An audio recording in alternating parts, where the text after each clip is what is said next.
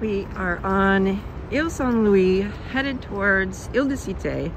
In that photo I posted yesterday with all the pretty pink flowers and the horse chestnut trees, I'm going to take you over there to Place Dauphine so we can see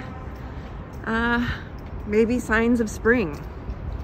But the real purpose of today's walk and talk is actually just straight up, how the heck did I get that apartment?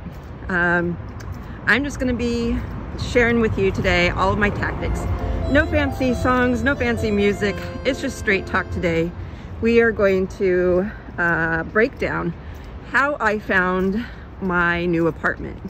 And hopefully for some of you who want to rent in France, whether it's just that's all you want to do, or maybe you want to rent before you buy like I did, hopefully these strategies will be helpful to you so you could find your own really awesome flat. All right, so this is my 6th rental in France, and parameters, I'll talk about that. In fact, you know, one of the houses that I looked at is this one right here when we were doing our search. For the exact same price as what we are renting this one, 30 mètres carrés less. And as you can see, it's on a very busy corner. This is the only through street on Ile Saint-Louis. I also looked at another flat that was way far into the Marais, 20 meters square less than what this flat is. Some of this is to do with patience. I'll come to that in a moment, but let me explain to you what I was looking for. So if this sounds like, for those in the know, this will be a very picky list. I'm not joking, like I was being very, very picky. For those that think that this is just a normal list, it's not. This is being very difficult. I wanted an apartment that was very specific. So what was I looking for? Well, I was keeping my eye on the other arrondissements in Paris that were close in. Ideally, I wanted the Marais, which is the 3rd or 4th, and even more so, I really wanted to be here on the island. It was a dream for both Jeff and I. We wanted to be here. We wanted a 1-bedroom, not a studio. If it was above the 1st floor, so in the States we would think this is the 1st floor. That's not the case here. The 2nd floor is technically the 1st floor in France, okay? So we wanted, if it was above the 1st floor, we wanted an elevator. Just because the dogs and groceries and everything else is just too complicated if you don't. Can you imagine going up 6 flights of stairs in these apartments with 2 French bulldogs and groceries and no elevator? No, that's not happening. We wanted storage. I'm not a big fan of clutter, and so I wanted to find a place that had lots of spots to put my things and a washer dryer. I've lived in an apartment here that didn't have one. I had to outsource all my laundry, and I just did not enjoy that experience. Like I said, I'm being very picky. The list continues. I wanted to be light and open. As you know, I like nice, bright, open, airy spaces. I wanted it to be quiet and calm. That last flat that you saw in the Marais, the last flat that I was in was actually on a corner of a pretty busy intersection. It was noisy, always all the scooter noises and things like that. And I was hoping we could find something that was a little bit quieter. You know, and looking at these places on Ile Saint-Louis, anything that has a river view likely also is on a main street. So it was ideal to not, I was willing to give up some other things just so that we could have a quieter space. Continuing on with my super picky list, I wanted to have a terrace or some way to water the dogs easily. Hi, Pigeon.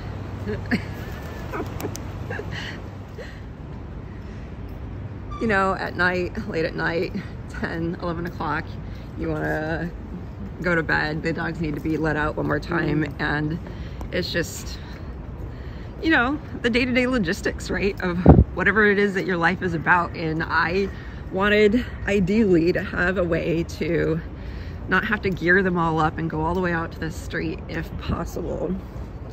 A character property, you know, something that was just not so overly renovated, like something that said, hey, I'm in Paris, right? And also primary lease. I really didn't want to have a secondary lease. And what else? I ideally wanted it to be more than 50 meters square. So there's my super picky list. No joke. It was a long one, but I got it. And how did I do that? Well, I started around the holidays. There's Hotel de Ville right there. We're going over onto Ile de Cité right now.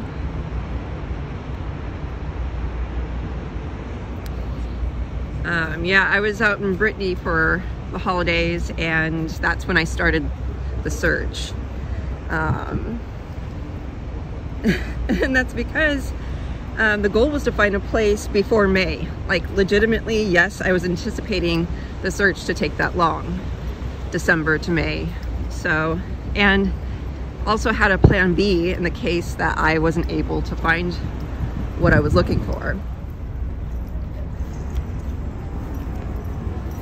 So tactic number one is have somebody local if you are not here in the market. If you don't have connections in the place that you're trying to rent, I would suggest perhaps finding something short-term like an Airbnb to use as a home base while you're doing this. While I was out in Brittany, I had a friend in Paris here that helped to make calls and inquiries until I got back in mid-January. So tactic number two is to consider this a part-time job. I'm not kidding you, consistency is key. Every day I would spend 3 to 5 hours for each flat that I've rented. I spend at the beginning 3 to 5 hours every day.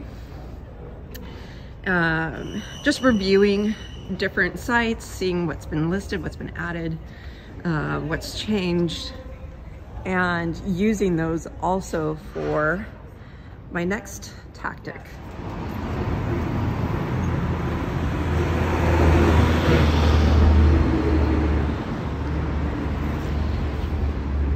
So I'm going on to the normal listing sites that a lot of people like to use, like Bon Coin and C'est Loger. And I'm doing this 3 to 5 hours every night. I'm not just looking at what listings have been posted. This is tactic number 3, is that you go to the actual agency websites. So the agency will post one listing, right? And on that listing, it has the agency's name. But they often don't bother to publish every single listing they have, right? So if you go to the agency's website, then you can see what other properties they have available. By going to these agency sites, you can really start to get an idea what is available. And what I like to do is actually look through the agency listings. Do they have the kind of properties I'm looking for? Are they just a, you know, there's this one nice property, but the rest of them aren't very nice? Or do they have a lot of properties and have an aesthetic that you like? Then save that agency link and then continue to go back almost on a daily basis to see what else is new. This tactic is what helped me find my current flat, because it was listed exclusively with a very small boutique agency that didn't post the property, and it wasn't being marketed at all, really. So it was sort of this kind of hidden find that I dug up off of the agency's website directly. And I found them because I was going on those listing websites and clicked through to the agency site. Bonus tactic: don't let bad photos dissuade you. Honestly, I think one of the main reasons why I got this property was because I was willing to take a chance on it. The photos were absolutely horrendous. It was just a combo of like really looking at deep into the description, piecing things together with what I saw in the photos, and just kind of honestly knowing that I just had a feeling that there was an opportunity and a lot of people were passing it up because of the way that the agency was marketing it. That leads me into tactic number 4, which is having your digital dossier ready.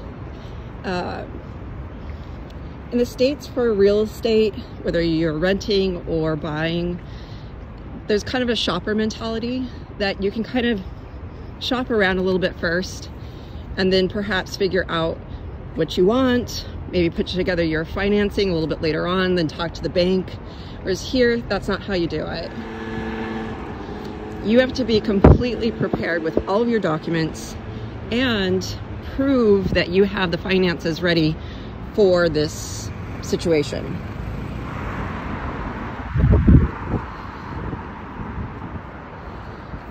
It's a little unnerving, but you actually have to send all of these documents to the agency, and pretty early on in the process. So you have to have them ready. I'm going to list them off to you. If you want this list, DM me. I will send it to you, and then later on I will also post it to my website. So, are you ready? Here's Place Dauphin. All those trees aren't ready to show us spring yet. This is such a gorgeous square. All right, here we go. In my digital dossier for rentals, I always have kind of an overview, and in that I basically kind of create a mini story for the agent. So it's got the dates of how long we want to be in the rental or when we want to start it, our professions, marital status, number of occupants, the origin of our revenues and annual income, names and date of birth, and our nationalities. Of course, all of this is in French. This is very typical. That stuff that I just rattled off to you, you get asked for this stuff all the time here, okay? The documents that you need are copies of your passports, if you have any visas or residency permits, your marriage license translated into French if that's your situation, W-2s, tax returns, French, American, whatever country you're coming from, all of the tax documents, and usually they want 2 to 3 years of them, not just your most recent. Attestations. Those are sort of like letters of recommendation in this case, and I provided 5 of them, a combination of personal and professional. Proof of residency, a letter of employment, savings, investments, and cash accounts. You want to show them everything that you have in regards to liquid cash. Rental insurance attestation. Your French insurance agency needs to provide you with an attestation proving that you have insurance set up prior to even starting the rental. A guarantor certificate. And what is a guarantor? It can be an individual, but most people use a service like Garant, and it's kind of like an extra insurance that you pay monthly in the case that you default, and you have to renew it every year. Proof of prior rental payments, and last but not least, a bank account, your French bank account info for wire transfers. There you have it. That is what's in a typical rental dossier. Let's go back out to the river. So, last tactic number 5. Schedule your appointment to view the property as soon as possible. Now, one of the things going for me was actually the virus, COVID.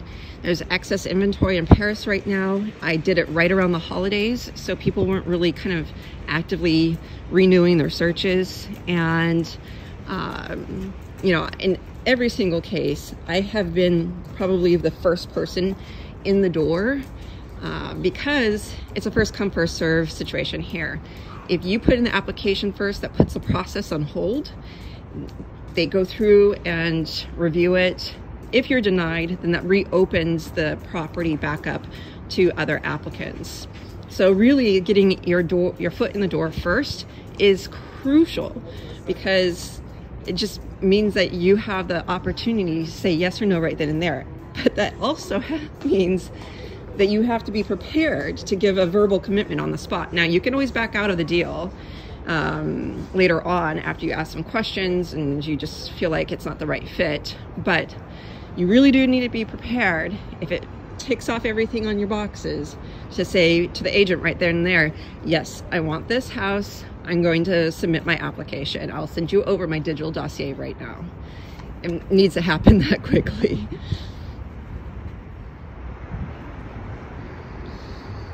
Once your dossier is complete, then the agency is going to review the dossier first for approval. They approve it first, and then it goes to the owner for approval as well. So both parties have to approve it.